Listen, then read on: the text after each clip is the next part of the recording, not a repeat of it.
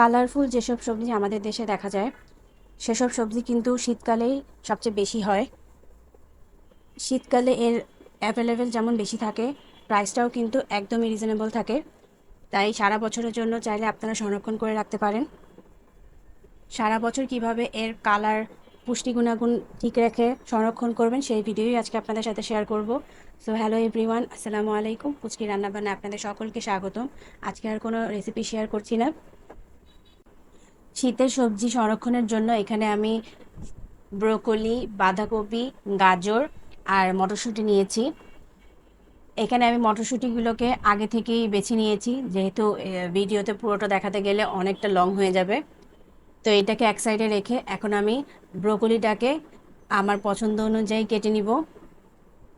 Size আপনাদের উপর depend করে যে আপনারা কোন তরকারিতে কেমন দিতে পছন্দ করেন, বা আমি যেভাবে করছি এভাবেও করতে পারেন, কেননা এভাবে করলে আপনারা রান্নার আগে যে কোনো রকমের করে কেটে তারপরে আপনি ব্যবহার করতে পারেন।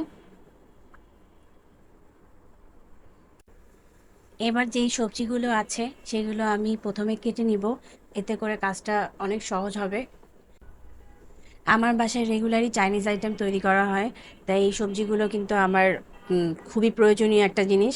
যেহেতু শীতকাল, টাটকা টাটকা সবজি পাওয়া যায় এবং দামটাও কম থাকে, তাই আমি চেষ্টা করি এই সবজিগুলোকে স্টোর করে রাখার। এতে করে আমার সময়টাও বাঁচে, আবার যখন সিজন থাকে না তখন এই সবজিগুলো পাওয়া যায় বা খাওয়া যায়। তো আমি ব্রোকলিগুলোকে ভালোভাবে পরিষ্কার করে নিচ্ছি। কাটা হয়ে গেলে এবার ব্রোকলিগুলোকেও একটা বাটিতে নিয়ে সাইডে রেখে দিব। এবার কেটে নিব হচ্ছে গাজর।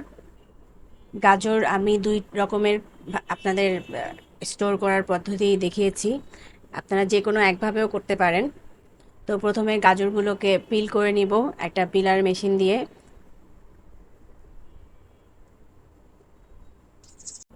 গাজরের চামড়াটা ভালোভাবে পিল করা হয়ে গেলে এবার এগুলোকে ভালোভাবে ধুয়ে নিব। তারপর এখন যেই সাইজ করে কেটে দেখাবো এটা দিয়ে আপনারা মিক্স ভেজিটেবল বা যে কোনো তরকারিতে ব্যবহার করতে পারেন। গোল গোল করে কেটে তারপর মাঝখানে জাস্ট একটা কাটা দিয়ে নিব। আশা করছি ভিডিওতে দেখেই বুঝতে পারছেন আমি কিভাবে কাজটা করছি। এখন আমি আরেকটা পদ্ধতিতে কেটে দেখাচ্ছি, যেটা দিয়ে আপনারা হালুয়া বা ফ্রাইড রাইস এগুলোতে ব্যবহার করতে পারেন। আমি সবগুলো গাজরকে এভাবেই গ্রেট করেই রেখে দিব, কেননা এই গাজরের কুচিটাই আমার সবচেয়ে বেশি প্রয়োজন হয়। তো এইগুলোকেও একটা বাটিতে তুলে নিয়ে সাইডে রেখে দিব। এবার কেটে দেখাবো হচ্ছে বাঁধাকপি।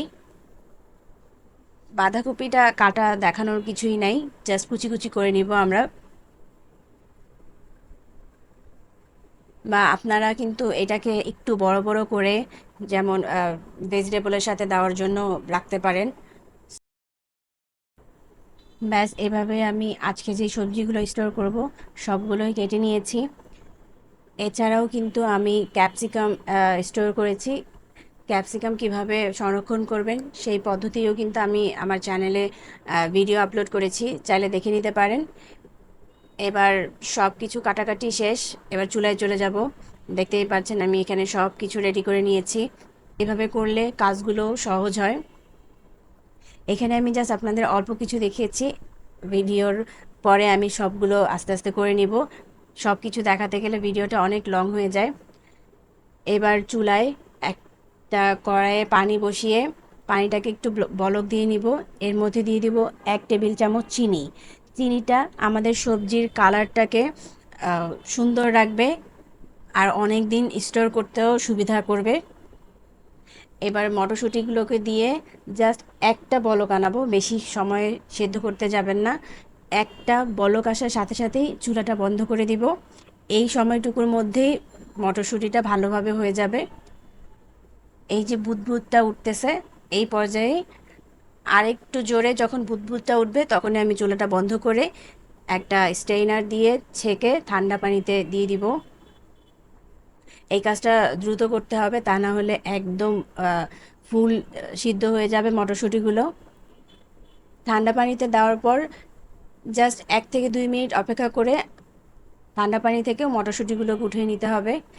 এবার যে সবজির জন্য গাজরগুলো কেটে রেখেছিলাম ওই একই পানিতে আমি গাজরগুলোকেও 2-3 মিনিটের মতো বয়েল করে নিব। পানিটা কালো দেখে আপনারা আবার মনে করেন না যে কোনো নোংরা পানি, এটাতে কিন্তু আমি মটরশুঁটি সিদ্ধ করেছি, তার জন্য পানিটা কালো হয়ে গিয়েছে। 1 কি 2 মিনিট একটু একবার বয়েল হওয়ার সাথে সাথেই গাজরটাকেও আমি উঠিয়ে নিব। দেখতেই পাচ্ছেন গাজরের কালারটা কিন্তু একদমই চেঞ্জ হয়নি। চিনিটা অবশ্যই ব্যবহার করার চেষ্টা করবেন, তাহলে আপনাদের সবজির কালারগুলোও একদম সুন্দর থাকবে। এবার এখানে চলে আসলাম যে ব্রোকলিগুলোকে আমি আর পানিতে সিদ্ধ করব না, তাহলে ব্রোকলির যে পুষ্টি গুণাগুণ থাকে, অন্যান্য সবজিগুলোও আপনারা চাইলে স্টিম করে নিতে পারেন, এতে করে সবজির যে পুষ্টিগুণ থাকে এগুলো অক্ষুণ্ণ থাকে। তো ব্রোকলিগুলোকে আমি স্টিম করে নিব। প্রথমে পাতিলে পানি দিয়ে পানিটাকে ভালোভাবে বয়ল করে নিব, এরপর একটা ছাঁকনি বসিয়ে দিয়ে তার মধ্যে ব্রোকলিগুলোকে দিয়ে আমি 2 মিনিট, ঘড়ি ধরে 2 মিনিট জাস্ট স্টিম করব, এর থেকে বেশি করতে যাবেন না। এবার 2 মিনিট পর উঠানোর পরে দেখতেই পাচ্ছেন ব্রোকলির কালারটা কিন্তু একদম ঠিক আছে। এবার এগুলোকে আমরা একটু সময় নিয়ে ফ্যানের নিচে এটার গায়ে যে পানিটা আছে শুকিয়ে নিব, তাহলে আমরা যখন ডিপ ফ্রিজে সংরক্ষণ করব এটা আর অনেক শক্ত হয়ে বরফ লেগে থাকবে না। একটা সুতি কাপড় বিছিয়ে এবার সবগুলো সবজিকে আমি সময় নিয়ে গায়ে যে পানিটা থাকে সেই পানিটা শুকিয়ে নিব। এখানে যে গ্রেট করা গাজরগুলো দেখতে পাচ্ছেন সেগুলো কিন্তু আমি কোনো প্রকার স্টিম বা বয়েল করিনি, এগুলো আমি এভাবেই রেখে দিব। এবং গ্রেট করা যে বাঁধাকপিগুলো ছিল সেগুলোও আমি এভাবে রেখে দিব, কোনোই সমস্যা হবে না, অনেক দিন রেখে খেতে পারবেন।